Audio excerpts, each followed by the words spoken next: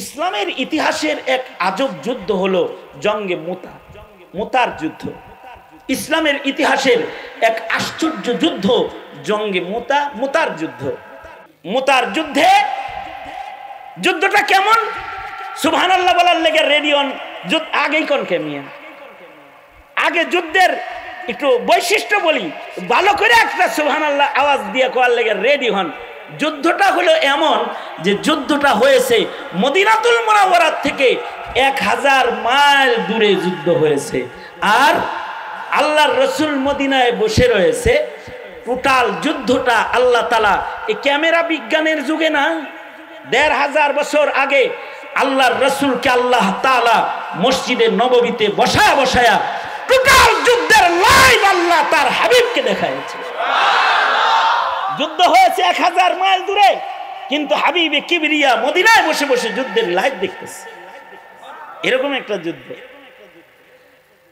আরো আশ্চর্যজনক কিছু অবস্থা আছে এই যুদ্ধের, যে আল্লাহর রাসূল যুদ্ধের কাফেলা প্রস্তুত করে নবী আলাইহিস সালাতু ওয়াস সালাম নিজে যুদ্ধে গেলেন না, তবে যুদ্ধের 3 জন শহীদ সেনাপতির নাম আল্লাহর রাসূল উচ্চারণ করলেন। আল্লাহর রাসূল বললেন, আমি যুদ্ধে যাচ্ছি না, সেনাপতি একটা বানায় দিলাম, ইনি 1 নাম্বার সেনাপতি। কিন্তু ওহে 1 নাম্বার সেনাপতি, শুনে নাও, তুমি শহীদ হবে। এই সাহাবীরা, আমার এই 1 নাম্বার সেনাপতি যায়েদ ইবনে হারেসা আমার পালক সন্তান, সে যুদ্ধে শহীদ হবে, যাও বাড়ি থেকে শেষ বিদায় লয়ে চলে যাও। আল্লাহর রাসূল আরো বলে দিলেন, যায়েদ ইবনে হারেসা যখন শহীদ হয়ে যাবে, যায়েদ ইবনে হারেসার পরে 2 নাম্বার সেনাপতি হবে জাফর ইবনে আবি তালিব, আমার চাচতো ভাই। জাফর, বাদ যাও, জীবনের শেষ বিদায় নিয়ে যুদ্ধে চলে যাও, তুমিও যুদ্ধের ময়দানে শাহাদাত বরণ করবে। আল্লাহর রাসূল বললেন, আব্দুল্লাহ ইবনে রাওয়াহা, নতুন বিয়া করছে কেবল, আব্দুল্লাহ ইবনে রাওয়াহা, তুমি ইসলামের এই ইতিহাসের এই যুদ্ধের 3 নাম্বার সেনাপতি, যাও ঘরে যাও, জীবনের শেষ বিদায় গ্রহণ করে তারপরে যুদ্ধে চলে যাও, আর বাড়িতে আসতে পারবা না, তুমি যুদ্ধের ময়দানে শাহাদাত বরণ করবে।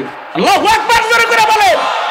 তার মানে কি, এই 3 জন মানুষ যাদেরকে নবী সেনাপতি বানায়া শহীদ হবেন বলে রাসূল নিজের জবানে শাহাদাতের সার্টিফিকেট প্রদান করলেন। বলুন তো বুঝে থাকলে, এটা কি তাদের জন্য বদনসিব নাকি খুশনসিব? তার মানে হলো এই সাহাবীগুলা এরা সবাই যাবে আল্লাহর জান্নাতে। অর্থাৎ একে তো সাহাবী, তারপরে আবার শহীদ সাহাবী। শহীদরা এমনি বিনা হিসাব জান্নাতি। কোরআন বলে শহীদকে মরা বলবা না। ধন্যবাদ তো ওই পরিবারদেরকে, গর্বিত ওই পরিবারেরা যাদের পরিবার থেকে ইসলামের দুশমন তাড়াতে শাহাদাতের নজরানা দিতে তাদের ঘরের সদস্য আল্লাহ কবুল করেছে।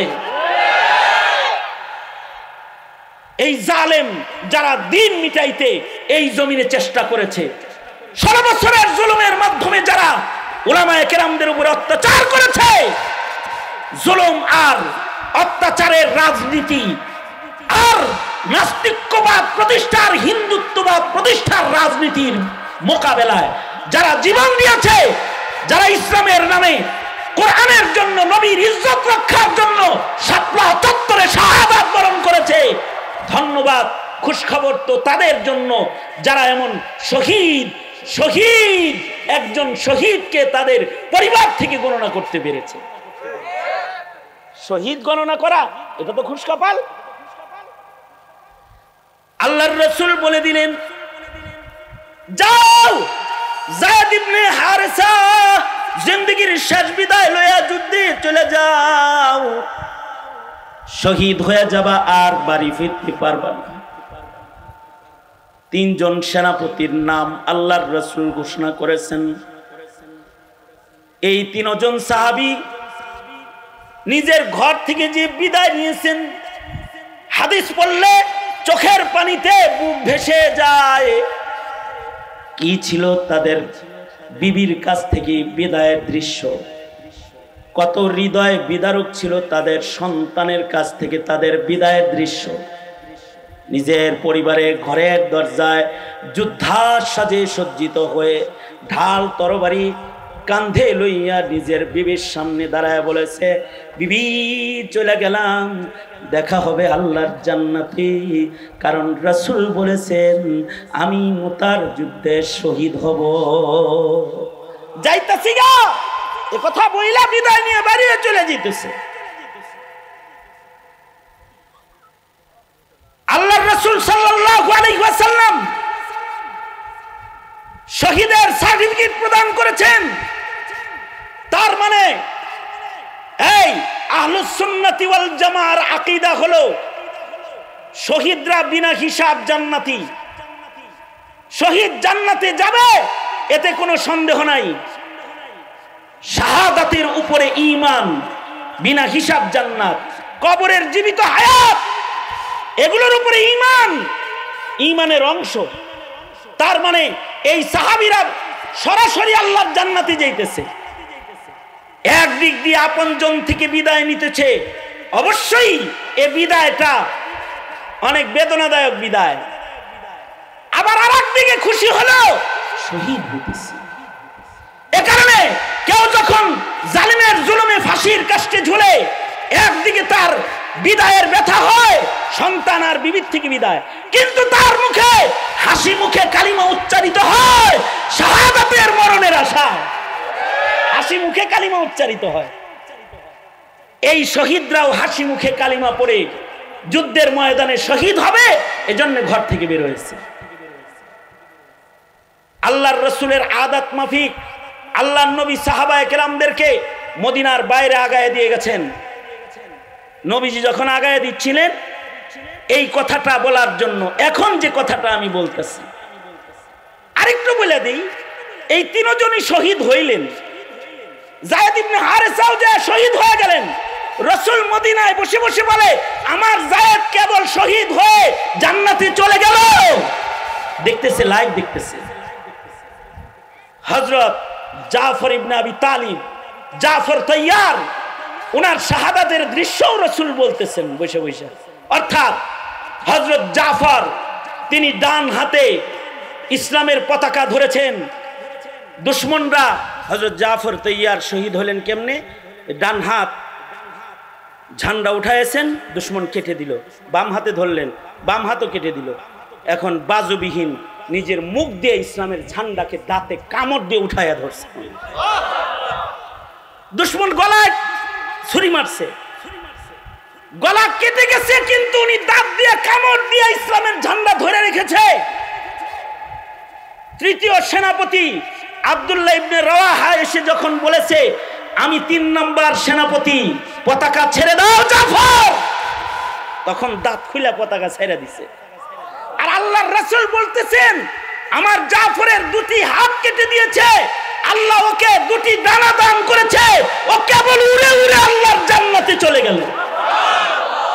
জাফর তৈয়ার পাখির মতো উড়ে জান্নাতে চলে গেছে। আব্দুল্লাহ ইবনে রাওয়াহা তিনিও শাহাদাত বরণ করেছে। রাসূলের দিক নির্দেশনা মাফিক নবীর আদেশ ছিল, 3 সেনাপতি শহীদ হওয়ার পরে তোমরা সেনাপতি বানায় নিবে একজন। সাহাবায়ে কেরাম যুদ্ধের ময়দানে খালিদ ইবনুল ওয়ালিদকে সেনাপতি হিসেবে নির্বাচন করেছেন। খালিদ সাইফুল্লাহ খালিদ ইবনুল ওয়ালিদ 9টা তরবারি ওই যুদ্ধে ভেঙেছেন। 10ম তরবারি দিয়া যুদ্ধে তিনি বিজয় অর্জন করেছেন। দুশমনরা ভেগে পালাইছে। কিন্তু খালিদ ইবনুল ওয়ালিদের আগে আব্দুল্লাহ ইবনে রাওয়াহা তিনিও শাহাদাত বরণ করেছেন। আল্লাহর রাসূল বললেন, এই মাত্র আব্দুল্লাহ ইবনে রাওয়াহাও আল্লাহর জান্নাতে চলে গেল। মদিনায় বসে বসে বলতেছেন আল্লাহর নবী। আমার বলার কথা হলো এখানে যেটা, সেটা হলো এই সাহাবীরা শহীদ হবে জান্না বুইজা জান্নাতে যাবে, জান্নাতের সার্টিফিকেট লয়া তারপরে যুদ্ধে যাইতেছে।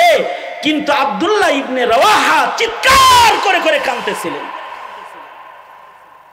সাথী সঙ্গীরা বলে, আব্দুল্লাহ, আপনজনদের মায়ায় মরার ভয়ে এত জোরে জোরে কাঁদতেছো তুমি, শহীদ হইবা এটা খুশির খবর, এত জোরে চিল্লায় কান্দো কেন? রাসূলকে রেখে চলে আসলাম, নবীজিকে আর কখনো দেখতে পারবো না, যুদ্ধে যাইতেছি, শহীদ হয়ে যাবো আমি।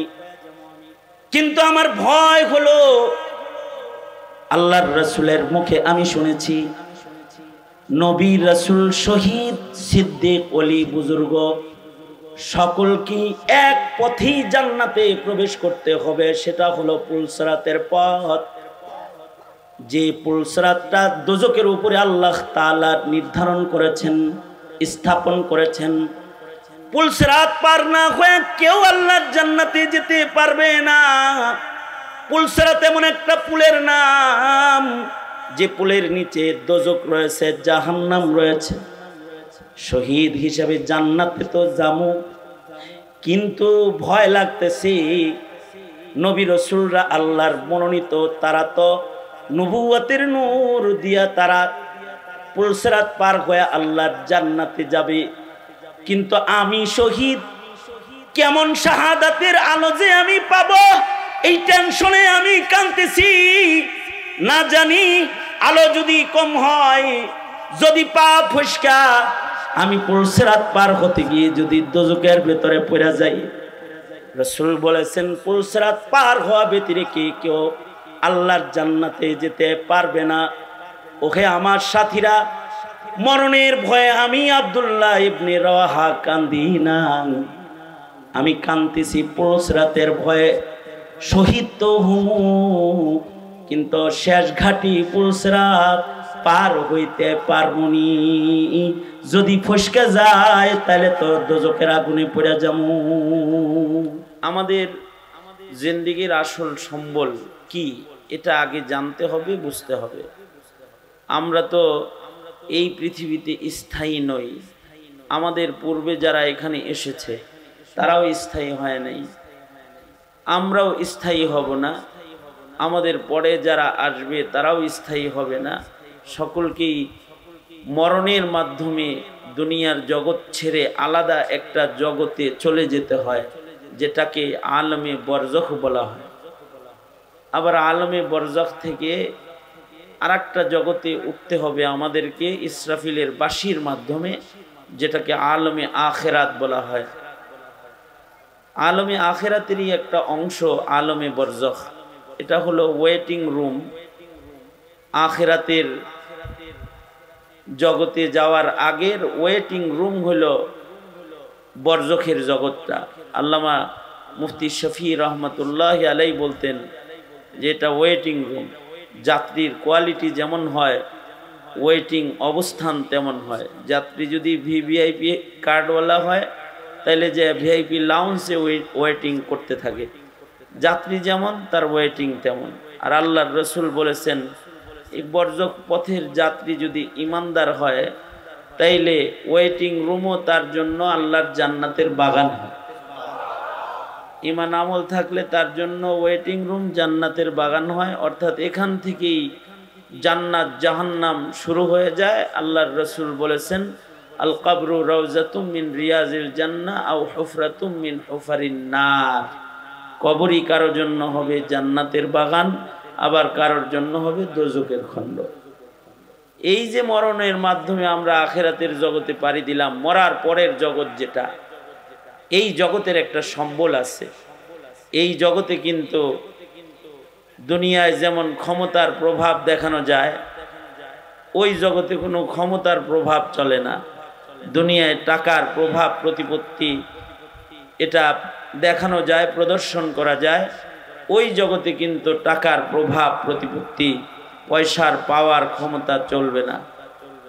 দুনিয়াতে সৌন্দর্যের একটা কদর পাওয়া যায়, ওইখানে সৌন্দর্যের কদর হবে না। ওইখানে একটা জিনিসেরই কদর হবে, ঈমান আমল।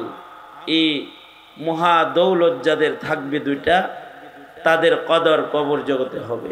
এ কারণেই আল্লাহর রাসূল বলেছেন আল কাইয়িসু মান দানা নাফসাহু ওয়া আমিলা লিমা বাদাল মাউত। আল্লাহর রাসূল বলেন চালাক চতুর্থ সে, মরার পরের সম্বল যে জোগাড় করলো। মরার পরের সম্বলগুলা যার মজবুত হইল সে চতুর, দুনিয়াতে সে মরার পরের সম্বল জোগাড় করে ফেলেছে। মৃত্যুর পরের সম্বল কি? 1 নাম্বার সম্বল হলো ঈমান। 1 নাম্বার সম্বল কি? জোরে আওয়াজ করে বলেন, ঈমান। 1 নাম্বার সম্বল ঈমান, 2 নাম্বার সম্বল নেক আমল। এই ঈমান এটা বিশ্বাসের সাথে কালিমা পড়ার মাধ্যমে ঈমানদারের ঈমানি জীবন শুরু হয়। ঈমানের মৌলিক মূল যে সকল জড়গুলো রয়েছে, শাখাগুলো রয়েছে, তার ভেতরে শ্রেষ্ঠতম বড় শাখা হইল, সর্বোচ্চ ঈমানের শাখা হলো মুখে বলা বিশ্বাসের সাথে লা ইলাহা ইল্লাল্লাহ। কেউ যদি এতটুকুনো বলে বিশ্বাসের সাথে লা ইলাহা ইল্লাল্লাহ, তবেও একদিন না একদিন সে আল্লাহর জান্নাতে প্রবেশ করবে। আল্লাহর রাসূল বলেছেন, মান ক্বালা লা ইলাহা ইল্লাল্লাহ দাখালাল জান্নাহ। যে বিশ্বাসের সাথে মুমিনান বিকলবিহি, বিশ্বাসের সাথে একবার বলছে লা ইলাহা ইল্লাল্লাহ, সে আল্লাহর জান্নাতে চলে যাবে। এই কালিমার এই শুধু কালেমা পড়লেই হয় না, কালেমার সাথে ঈমানে মুফাসসাল আছে, আরো অনেক ঈমানের শাখা প্রশাখা আছে। আল ঈমানু বিজউন ওয়া সাবউনা শুবাতান, 70-এরও অধিক শাখা প্রশাখা ঈমানের আছে। এই 70-এর শাখা প্রশাখা, অধিক শাখা প্রশাখাকে আমাদের আকাবিররা, আসলাফরা এগুলোকে বিস্তারিতভাবে প্রতিটি প্রজন্মের প্রতিটি সদস্যকে শিখানো ফরজ বলেন, ফরজ ফরজ। কারণ ঈমানের এই শাখাগুলো যদি শিক্ষা না দেওয়া হয় তাহলে কালেমা ওয়ালা হওয়ার পরেও সে বেঈমান হয়ে কখনো কখনো কবরে চলে যায়। একটা তো কালিমা জন্মসূত্রে পায় নাই, বঞ্চিত হয়েছে কালিমার থেকে। ওরা তো জন্মসূত্রেই ঈমান বঞ্চিত। কিন্তু মুসলমানের ঘরের সন্তান যারা কালেমার সহ তাদের জন্ম হয়েছে, জন্মের পরে জন্মসূত্রে মুসলিম বা কালিমার পরিচয় পেয়েছে, কানে আজান হয়েছে, কালিমার উচ্চারণ তার ডান কানে বাম কানেও হয়েছে, আশহাদু আল্লা ইলাহা ইল্লাল্লাহ, আশহাদু আন্না মুহাম্মাদার রাসূলুল্লাহ, এগুলো তার কানে উচ্চারিত হয়েছে। সে জন্মসূত্রে কালেমা পাইছে, কিন্তু তাকে সুবিস্তারিত ঈমানের শাখা প্রশাখা না শিখানোর কারণে সে বেঈমান হয়ে কবরে চলে যায়। এ কারণে বাচ্চাদেরকে মক্তবে গেলেই হুজুররা ছোট ছোট বাচ্চাদেরকে ঈমানে মুফাসসাল শিখায়। ঈমান অনেকগুলো বিশ্বাসের নাম, পড়ো, বলতে থাকো, এগুলো শিখায়। আমানতু বিল্লাহি ওয়া মালাইকাতিহি ওয়া কুতুবিহি ওয়া রুসুলিহি ওয়াল ইয়াউমিল আখিরি ওয়াল কদরি খাইরিহি ওয়া শাররিহি মিনাল্লাহি তাআলা ওয়াল বাসি বাদাল মাউত। অনেকগুলো বিশ্বাস শিখায়। 1 নাম্বার লা ইলাহা ইল্লাল্লাহ, এটা শিখায়। আল্লাহর উপরে ঈমান, যে আল্লাহ ছাড়া আর কোনো ইলাহ নাই, আল্লাহ ছাড়া আর কোনো ইলাহ নাই, প্রভু রব একজন, তিনি আল্লাহ। লা ইলাহা ইল্লাল্লাহ, আলাহা লা ইলাহা ইল্লাল্লাহ। এছাড়া আরো শাখা প্রশাখা আছে। ও মালাইকাতিহি, আল্লাহর উপরে যেমন বিশ্বাস আনতে হয়, ফিরিস্তা আছে, ফিরিস্তার উপরে ঈমান আনতে হয়। ঈমান আনতে হয় আল্লাহ পাকের কিতাবের উপরে, যে সকল কিতাব আসমান থেকে জমিনে এসেছে মানুষকে মানুষ বানাইবার জন্য, সকল কিতাবের উপরে, আসমানি কিতাবের উপরে ঈমান আনতে হয়।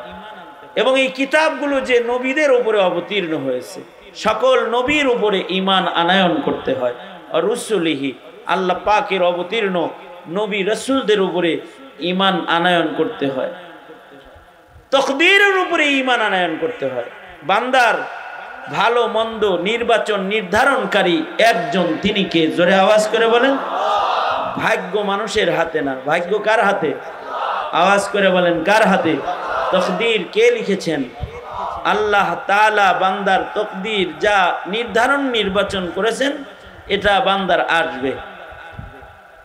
সেই ইচ্ছা করেও আল্লাহর লিখনির বাইরে 1 মিনিটও থাকতে পারবে না। যেমন শেখ হাসিনা সর্বশক্তি প্রয়োগ করেও আল্লাহর লিখিত সময়ের পরে 1 সেকেন্ডও থাকতে পারেনি। সে কিন্তু ভাবেও নাই যে তার বিদায় নিয়ে চলে যেতে হবে। এ কারণে দুপুরের খানাটা এত সুন্দর রান্না করছে যে ছাত্ররা গণভবনে ঢুইকে আরামে মজার মজার খাইছে। অনেক খাবার দাবার রান্না করছে। সে যদি জানতো যে আমার চলে যেতে হবে, তাহলে এই গণভবনে এই ছেলেদের জন্য এই মাছ রান, এই পোলাও কুরমা, এইগুলো এত কিছু রান্না করে যাইতো না। আসলে আল্লাহ পাক যাকে যা ভাগ্যে রেখেছেন সেটা আসবে। তকদির নির্বাচন নির্ধারণকারী কে? জোরে আওয়াজ করে বলেন। এটা সন্তানকে শিখাইতে হবে যে তোমার তকদির এটা কার লেখা? আল্লাহ পাকের নির্বাচন নির্ধারণ, তকদিরের উপরে ঈমান। যারা তকদির বিশ্বাস করে না তাদের ঈমান নষ্ট হয়ে যায়, তারা বেঈমান হয়ে যায়। তকদির যদি বিশ্বাস না করে তখন দুঃখ যাতনা আসলে তখন আল্লাহ পাককে গালি দিয়ে দেয়, কারণ রেজা বিল কাদার তার থাকে না। এ কারণে আল্লাহর রাসূল আলাদা করে এই তকদিরের উপরে সন্তুষ্ট থাকার দোয়া উম্মতকে শিখাইছেন। আল্লাহর রাসূল দোয়া শিখাইছেন, আমার সাথে পড়েন, আল্লাহুম্মা ইন্নী আসআলুকা রিজা বিল কাদার, আসআলুকা আর রিজা বিল কাদার। হে আল্লাহ, আমি আপনার কাছে ভাগ্যে সন্তুষ্টির ঈমান চাই। অর্থাৎ ঘুরে ফিরে আমার ভাগ্যে যেটা আসতেছে এটার উপরে সন্তুষ্ট থাকার ঈমানটা কার কাছে চাইতে হয়? আল্লাহর কাছে চাইতে হয়। কারণ ভাগ্য নির্বাচন নির্ধারণকারী কে? আল্লাহ তাআলা। শুধুই মাত্র তকদিরের উপরে ঈমানই না, সবকিছু আল্লাহ পাকের পক্ষ থেকে ভালো মন্দ যা আছে এগুলো সব বান্দার হাতে না, এগুলো কার হাতে? আল্লাহর হাতে। বান্দার সুস্থতা অসুস্থতা, অসুস্থ হয়ে গেল, কে অসুস্থ করেছে? শিফা দিবেন কে? ডাক্তারের হাতে শিফা আছে? কোন ট্যাবলেটে শিফা আছে? সারা দুনিয়ার সব ঔষধ বাইটা খাওয়াইলো শিফা হবে না। এই সুস্থতার নিয়ামত ভালাইটা আসবে না যদি আল্লাহ পাক সুস্থ না করেন। আবার মেডিকেল ফেরত দিয়ে দিছে, কিন্তু আল্লাহ তাআলা সুস্থতা দিয়ে দিচ্ছেন ওষুধ ছাড়া। আল্লাহু আকবার বলেন। এগুলোর উপরে বিশ্বাস যদি না হয় তখন কিন্তু মানুষের ঈমান নষ্ট হয়ে যায়। বাস বাদাল মাউত, মরার মাধ্যমেই শেষ না, মরার পরে আবার আমাদের পুনর্জীবন হবে। আমাদেরকে পুনরায় আল্লাহ তাআলা পুনরুত্থান ঘটাইবেন, আল্লাহর আদালতে আমাদেরকে দাঁড়াইতে হবে। আল্লাহ পাক আমাদের হিসাব নিবেন, আল্লাহ পাক আমাদেরকে আদালত কায়েম করে আসামি করে দাঁড় করাইবেন। এই বিশ্বাসগুলো যদি কারোর না থাকে তখন তার গুনাহ করতে দুনিয়ার মাটিতে কোনো ভয় লাগে না। আর যদি আল্লাহর আদালতের উপরে ঈমান থাকে, বিচারের উপরে ঈমান যদি থাকে, আখিরাতের উপরে ওই যে আল্লাহর সামনে দাঁড়াইতে হইব এতটুকুন বিশ্বাস যদি কারোর থাকে তখন তার তাকওয়া হয় অন্যরকম, আল্লাহ ভীতিটা হয় অন্যরকম। যার আল্লাহ ভীতি যত ভালো হয় তার ঈমান তত ভালো হয়। যার খোদা ভীতি যত উন্নত তার সম্মান আল্লাহর কাছে তত উন্নত। এ কারণে সাহাবায়ে কেরামের খোদা ভীতি এক আজব খোদা ভীতি ছিল। আমাদের তো খোদা ভীতি নাই, আমাদের নেকিরও হিসাব নাই, আমাদের কবরের চিন্তাও নাই, আমাদের হাসরের চিন্তাও নাই। আর নাস্তিকরা আমাদের সমাজে এমন ভাবে মেহনত করতেছে এই জিনিসগুলার ঈমান নষ্ট করার জন্য। মরে মরে মরে মরে ঘাটে ঘাটে নাস্তিক বসে রয়েছে। নাস্তিকরা বলে ফিরিস্তা নাই, নাস্তিকরা বলে পুনরুত্থান বলতে কিছু নাই, নাস্তিকরা বলে দোজক নাই, জান্নাত নাই, নাস্তিকরা বলে বিচার নাই, মিজান নাই, ওরা পুলসিরাত নাই, ওরা বলে পুলসিরাত নাই। এমনকি নাস্তিকরা বলতে বলতে এটাও বলে আল্লাহ নাই। নাউজুবিল্লাহ, আরো আস্তে করে বলেন। এবার বলুন তো তাইলে আল্লাহ আছে না নাই? জোরে আওয়াজ করে বলেন, আছে না নাই? জান্নাত আছে না নাই? জাহান্নাম আছে না নাই? পুনরুত্থান হবে কি হবে না? বিচার হবে কি হবে না? মিজান কায়েম হবে কি হবে না? পুলসিরাত পার হইতে হবে কি হবে না? এই সব বিশ্বাসগুলো যার হৃদয়ে থাকবে সে অন্ধকারের ভেতরে একটা গুনাহ করতে পারবে না।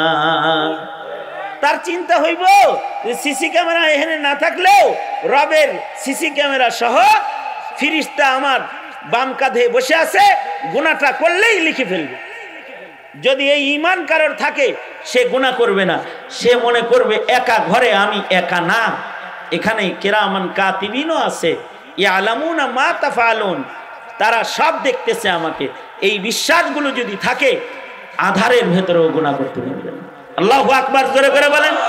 কারণ এটা লেখা হইতেছে সর্বোপরি কেউ দেখে না যেখানে, সেখানেও একজন দেখে, একজন আছেন, তিনি দেখছেন, তিনি আমাকে নজরদারি করছেন। তিনি কে? যেখানে কেউ নাই সেখানেও আছে কে? আল্লাহ। এটা মানতে হইব। এখানে আমি আল্লাহকে দেখতেছি না কিন্তু তিনি আছেন। ঈমান বিল গায়ব, আল্লাহকে না দেখে বিশ্বাস করার নামই ঈমান। চোখে দেখি না কিন্তু মানতে হয়, এটার নাম কি? নাস্তিকরা বলে যা দেখি না তা মানি না। যদি আপনার সন্তান এটা শিখে যা দেখি না তা মানি না, তাহলে ও তো বেঈমান হয়ে যাবে। অথচ আপনি ওর কানে আজান দিয়েছেন, মরার সময়ও বলবে দেখ এগুলো নাই, নাউজুবিল্লাহ বলেন, এগুলো নাই বলে মরে যাবে। নাই বলে মরে গেলে খারা জান্নাতে, সুজা জাহান্নামে চলে যাবে।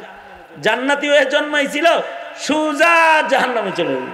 একেবারে জান্নাতের মালিকানাই তার ক্যান্সেল হয়ে গেছে। দোজখের আগুনে বিনা হিসাব একেবারে চিরস্থায়ী দোজখের বাসিন্দা হয়ে যাবে ঈমান ছাড়া কবরে যাওয়ার সাথে সাথে। এ কারণে সন্তানকে শিখাইতে হয় ঈমানিয়াত। প্রতিটা প্রজন্মের প্রতিটা সন্তানকে ঈমান শিখাইতে হয়। শিখাইতে হয় তোমার রব একজন আছে, তারে দেখা যায় না কিন্তু মানা যায়। তাকে না দেখে বিশ্বাস করতে হয়। আল্লাযীনা ইউমিনুনা বিল গায়ব, তাকে দেখা যায় না, গায়েবের উপরে তাকে বিশ্বাস করতে হয়, তার উপরে ঈমান আনতে হয়, তারপরে একটা মানুষ মুমিন হয়। কারণ তোমার রব এমন রব যাকে চর্মচোখ দিয়া পৃথিবীর মাটিতে কোনো মানুষ দেখতে পারবে না। লান তারানি, কোনো নবী রাসূলও দেখতে পারেন নাই চর্মচোখ দিয়া। হযরত মুসা আলাইহিস সালাম দেখার জন্য আল্লাহর কাছে আবেদন করেছিলেন, কিন্তু আল্লাহ বলেছেন লান তারানি, কশিন কালেও চর্ম চোখে আমায় দেখতে পারবা না মুসা, দেখতে পারবা না, কিন্তু মানতে হইব। মনে মনে বলতে পারেন না দেখা মানবো, হ্যাঁ না দেখাও মানা যায়, তো অনেক কিছুই না দেখে মানা যায়। বাতাস না দেখে মানেন না? বাতাস আছে না নাই? দেখছেন কোনদিন বাতাস কি কালার? না দেখেও বাতাসকে মানতে পারলেন। না দেখেও আপনি অক্সিজেন চোখে দেখতেছেন না কিন্তু নিতে পারতেছেন, তো এটা মানতেছেন। দেখতেছেন না, এরকম অনুভব করতেছেন। আল্লাহ পাক যে আছে, বাতাস অনুভব করো, অক্সিজেন অনুভব করো, আল্লাহ আছে অনুভব করতে পারো না? আল্লাহ আছে এটা আল্লাহর সৃষ্টি দেখে তুমি আন্দাজ করতে পারো না? আফালা ইয়ানজুরুনা ইলাল ইবলি কাইফা খুলিকাত ওয়া ইলাস সামাই কাইফা রুফিআত, এগুলো দেখা একটু চিন্তা করতে পারো না যে আল্লাহ আছে? তাকে দেখা যায় না কিন্তু তারে মানা যায়। বাতাস চোখে দেখা যায় না কিন্তু মানা যায়। এই বাইরে বাতাস আসেনি দেখতো, এক ফোঁটা বাতাসও নাই। কেমনে বুঝলি? দেখেন না কোনো গাছের পাতা নড়ে চড়ে না, গাছের পাতা নড়ে না, এটা দেখলে বুঝলা বাতাস নাই। আবার কয় যা 1 কেজি লবণ লয়ে গা, কয় হ্যাঁ এখন বাইরে যাই আমার উড়ায় লয়ে যাক। কেন কে উড়ায় লয়ে যাবো? বাতাসে ঝড় হইতেছে, প্রবল বাতাস। বুঝলি কেমনে?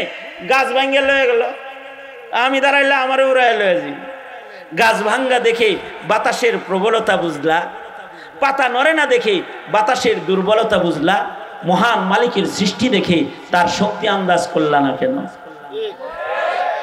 এটা তো আন্দাজ করা দরকার ছিল যে আমার রবের সৃষ্টি যদি হয় এমন, তাহলে আমার রব না জানি কেমন। ইমাম বুখারী রাহমাতুল্লাহ আলাইহি বলে আসমান জমিন খোঁজন লাগে, অফি আনফুসিকুম আফালা তুবসিরুন, সন্তানকে শিখাও না, তোমার নিজের দেহের দিকে তাকাও, আল্লাহরে চিনতে পারবা। দেহের দিকে চাইলেও আল্লাহরে চিনতে পারবা। এত সুন্দর দেহটা আল্লাহ বানাইছে, এদিকে চাই একটু দেখো না। ইমাম বুখারী আলাদা তরজমাতুল বাব কায়েম করেছেন এর উপরে, অফি আনফুসিকুম আফালা তুবসিরুন, নিজের দেহ তাকায়া দেখে আল্লাহকে চিনতে পারো না যে আল্লাহ আছে।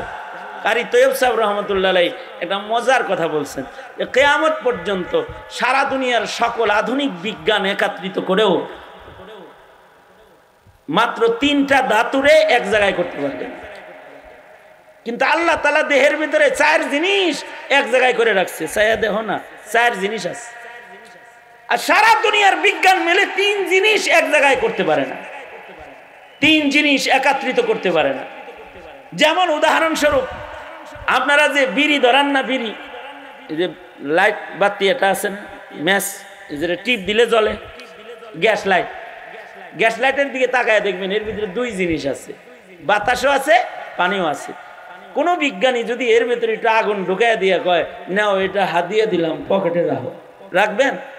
কেন রাখবেন না? আগুন পানি আছে, এর সাথে বাতাস পানি আছে, কিন্তু এর সাথে আগুন মিশলে খবর আছে, আগুন মিশলে ওটা ব্রাস্ট হইব। মানুষের বাসায়, আমাদের বাসায় এলপি সিলিন্ডার, গ্যাস সিলিন্ডার আছে, তাই না? এলপি গ্যাসের সিলিন্ডার আছে না? এটার ভিতরে পানি আছে, বাতাস আছে, আগুন আছে, চুলায় জ্বলে দূরে। কিন্তু যদি চুলার আগুন আসতে আসতে কোনো কারণে আইসা যদি খালি সিলিন্ডারের মাথায় ধরে, তখন বাড়ির মালিক কি করে? তখন যে মানাকা করে, কি কথা বলেন না কেন? ঘরে যা আছে সব বাইর করে নিয়ে পালাইব। কারণ এখন যে 3 জিনিস যে একত্রিত হয়েছে, এখন এটা আর সিলিন্ডার নয়, এটা একটা বোমায় পরিণত হয়েছে। এটা ব্রাস্ট হয়ে বিশাল বাড়িও আগুন ধরে পুড়ে যেতে পারে। বহু ফ্যাক্টরি এরকম একটা সিলিন্ডার ব্রাস্ট হয়ে আগুন দিয়ে পুড়ে গেছে, বহু গাড়ি সিলিন্ডার ব্রাস্ট হয়ে আগুন দিয়ে পুড়ে গেছে। কারি তৈয়ব বলেন 3 জিনিস এক জায়গায় করতে পারল না, আর 4 জিনিস দিয়ে একটা বোমা বানায়া আল্লাহ দুনিয়ায় পাঠাই দিল মায়ের পেট থেকে। দেহের ভেতরে আগুন আছে, পানি আছে, বাতাস আছে, মাটি আছে, 4 জিনিস এক জায়গায় করে দিছে। কিন্তু এই 4 জিনিসের একত্রিত এই বোমাটা কোনো সময় শর্ট সার্কিট হয় না, এটা কোনো সময় ব্রাস্ট হওয়ার কোনো ভয় হয় না, ফাইটটা ছিঁড়া যায় না। যদি ফাটার কোনো ভয় থাকতো তাহলে স্বামী স্ত্রী জীবনেও এক ঘরে হইতো না। চিন্তা করতো যে কোন খোঁচা লাগা আবার মিসফায়ার করবো, পরে আমি শুদ্ধ মরমু, তুমি আলাদা খাট আমি আলাদা খাট, তুমি আলাদা ঘর আমি আলাদা ঘর, ঠিক না? কিন্তু 100-র উপরে বয়স, এর ভিতরেও এটা ব্রাস্ট হইল না। সেদিন এক মাহফিলে গেছি, একজনের জিজ্ঞাসা, চাচা বয়স কত? 109 বছর। আমি চিন্তা করলাম 109 বছরের একটা বোমা, এর ভিতরে ব্রাস্ট হয় নাই। 109 বছর যাবত এটা একটা বোমা। বম মানে হলে এটার ভিতরে আগুন আছে, পানি আছে, বাতাস আছে, মাটি আছে, সব আছে, আল্লাহ আটকায় রাখছে। 109 বছরের ভেতরেও শ্বাস বের হওয়ার আগেও এটা শর্ট সার্কিটে আগুন ধরে এটা ব্রাস্টাস হয়ে ঘর দুয়ার কিছু নষ্ট হয় নাই। আল্লাহ তাআলার কুদরত দিয়ে এটা সম্ভব, দুনিয়ার কোন বিজ্ঞান দিয়ে এটা সম্ভব নয়, পৃথিবীর কোন বিজ্ঞান দিয়ে এগুলো সম্ভব নয় যে 4 জিনিস একসাথে এইভাবে আটকায় রাখে। অফি আনফুসিকুম আফালা তুবসিরুন। শুধুই মাত্র তা নয়, কবরে আযাব হয়। কবরের আযাব চোখে দেখি নাই, কবরের আযাব আমাদেরকে চোখে দেখানো হয় নাই, তারপরেও কবরের আযাব মানার নাম হলো ঈমান। যদি কেউ কবরের আযাব না মানে তাহলে সে বেঈমান। আলহাকুমুত তাকাসুরু হাত্তা যুরতুমুল মাকাবির কাল্লা সাওফা তা'লামুন সুম্মা কাল্লা সাওফা তা'লামুন। কবরের আযাব মানতে হবে, কিন্তু এখন তো কবরের আযাব মানে না, বিধায়ী কবরের ভয় মুসলমান করে না। যারা কবরের আযাব মানতো তারা কবরের ভয়ে থরথর করে কাঁপতো। হযরত আবু বকরের মতো মানুষ জান্নাতুল বাকির গেটে যায় হাউমাউ করে কাঁদতো কবরের ভয়ে। উমরের মতো মানুষ, উসমানের মতো মানুষ জান্নাতুল বাকি গুরুস্তানের পাশে দাঁড়িয়ে চিৎকার করে কাঁদতো কবরের ভয়ে। কবরের ভয়ে, কবরে কেমনে থাকবো এই ভয়ে। হযরত উমর হযরত আয়েশা সিদ্দিকার কাছে দরখাস্ত পাঠাইছেন, আমি রসুলের কদমের কাছে জায়গা চাই, দূরে কবরে শুইতে আমার ভয় হয়। নবীজির পায়ের কাছে যদি কবর হয় তাহলে হয়তো আযাবে কবর থেকে বেঁচে যাওয়া যাইব। এই আশায় নিজের কবরকে রসুলের ঘরে ঢুকানোর চেষ্টা করেছেন এবং সফল হয়েছেন। আয়েশা সিদ্দিকা নিজের কবরের জায়গা হযরত ওমরকে দিয়ে দিয়েছেন।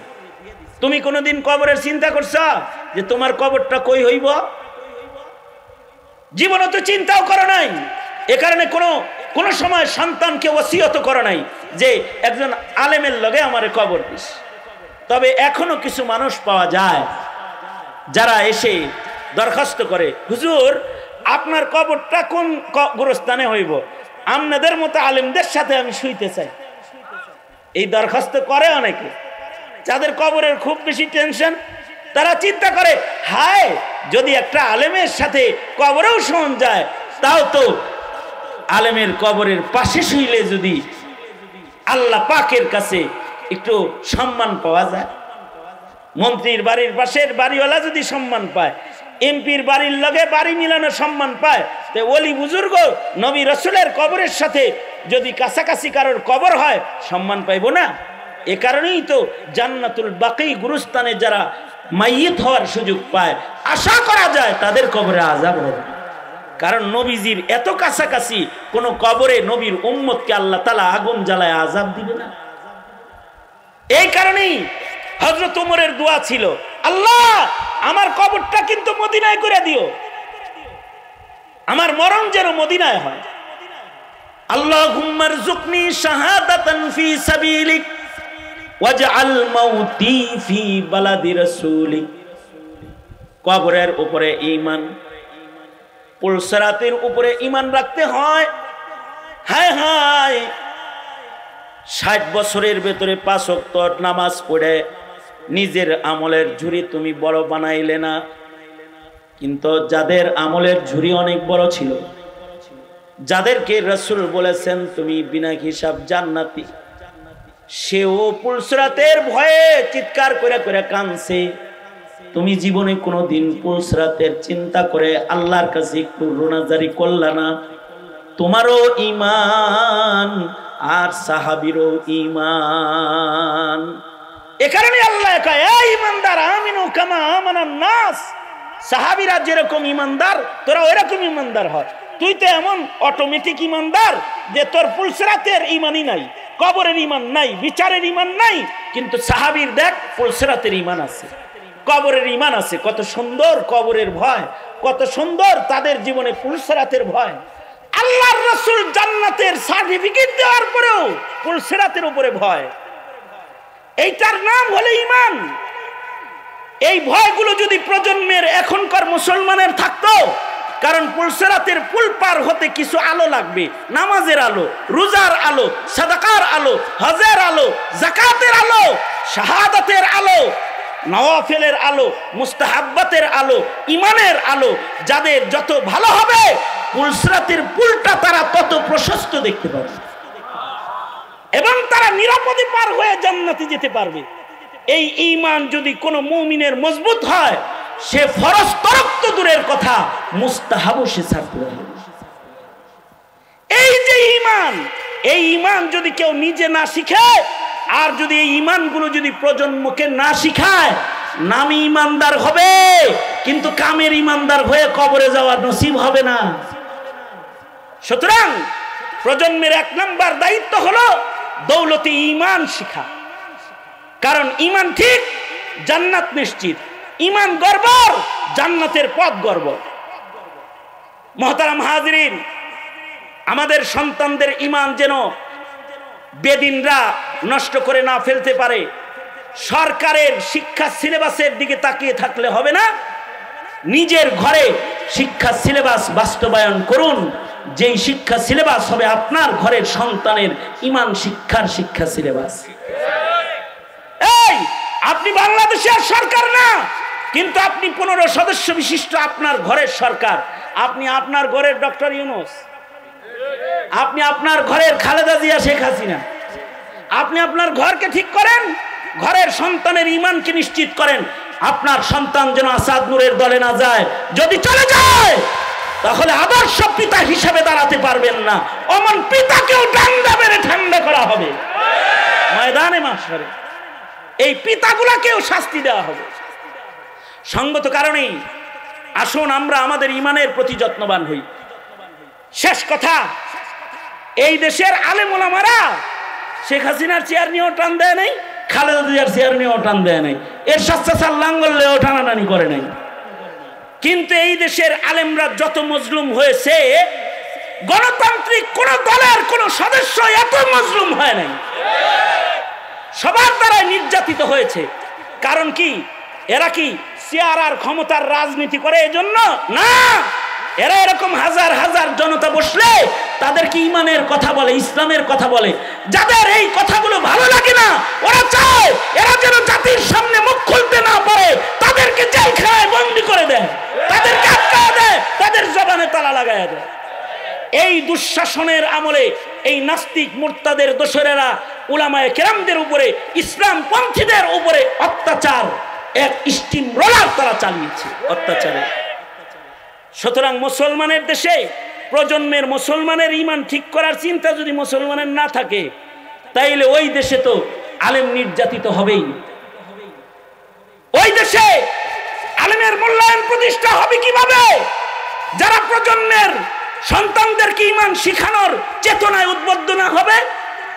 সঙ্গত কারণে মিল্লাতের আলেমদের সাথে থাকো, মিল্লাতের আলেম ওলামার পক্ষে থাকো, মিল্লাতের ওলামায়ে কেরাম দ্বীনের যে রাহনুমাই দেয় সে রাহনুমাইকে মেনে চলো। তাহলে কমাস কম ঘরে ইমানদার পয়দা হবে, নাস্তিক মুরতাদ পয়দা হবে না। সুতরাং আপনাদেরকে বলবো, উলামায়ে কেরামদেরকে দূরে ঠেলা নয়, উলামায়ে কেরামের কাছে গিয়ে নিজেরও প্রজন্মের ইমান ঠিক করার ধান্দা লালন পালন করবো ইনশাআল্লাহ বলেন। কারণ আপনার প্রজন্মের ইমান ঠিক করতে কোনো নবী আর আগমন করবে না। সুতরাং উলামায়ে কেরাম যেখানে, উলামায়ে কেরাম যেখানে আমরা আছি সেখানে, এই যে 72 নম্বর ওয়ার্ডের উলামা হাজরাত, ওনারা আপনাদেরকে যে মাহফিলের ইন্তজাম করেছে ভোটের জন্য না, 32 নম্বর ওয়ার্ড ভোটের জন্য না, আপনাদের ইমান তাজা করার জন্য এই আয়োজন করেছে। উলামায়ে কেরামের প্রতিটি পদক্ষেপ হয় জাতির ইমান ইসলাম কেন্দ্রিক। অনেক কিছু তো দেখেছেন, এবার আলেম ওলামার কথা একটু চইলা দেখেন, দেশে শান্তি শৃঙ্খলা রক্ষা হবে ইনশাআল্লাহ। আলেমদের সাথে থাকেন, উলামায়ে কেরামের সাথে আছেন তো ইনশাআল্লাহ? কারা কারা আছেন উলামায়ে কেরামের সাথে? মসজিদের উলামায়ে কেরামের সাথে বেয়াদবি করবেন না, মসজিদের মুয়াজ্জিনের লগে বেয়াদবি করবেন না। মিয়া বল লগে পারো না, মোল্লার লগে যে চেতাচেতি করো। মাতব্বর কোথাকার, নিজের বিবির লগে পারিস না তো মসজিদে যে হুজুরের লগে দেন দরবার শুরু করিস, নিজের বউর লগে ঠান্ডা থাকবি, এতে হুজুরের লগেও ঠান্ডা থাকবি। যদি বেশি গরম দেখাস তো বউর লগে যে গরমগিরি দেখাগা, তোর নেতাগিরি বিবির লগে দেখা, মৌলবীর লগে দেখাস না, আলেমের লগে দেখাবি না। আলেমের লগে ভদ্র একজন আলেম উলামার কাছ থেকে মাসাইল শিখনেওয়ালা একজন মুসলমান হিসেবে তাদের আমনা সামনা হও। উলামায়ে কেরামের আজমত রক্ষা করো, তাদের সাথে ইজ্জতের আচরণ করো, নিজের ইমান হেফাজত করো, ইমান নিয়ে কবরে যাও, জান্নাত নিশ্চিত হবে ইনশাআল্লাহ। আল্লাহ তাআলা আমাদের সবাইকে ইমান আমলের তোহফাকে মজবুত করতে, উলামায়ে কেরামের সান্নিধ্যে অধিক পরিমাণে সময় কাটাতে এবং সাহাবায়ে কেরামের ঈমান পড়ে পড়ে সাহাবায়ে কেরামের ঈমানি জীবনের নকল আমাদের জিন্দেগিতে ঈমানি জীবনে করতে আল্লাহ তাআলা তৌফিক দান করেন। আমিন। ওয়া আখিরু দাওয়ানা আলহামদুলিল্লাহি রাব্বিল আলামিন। আসসালামু আলাইকুম ওয়া রাহমাতুল্লাহি ওয়া বারাকাতুহু।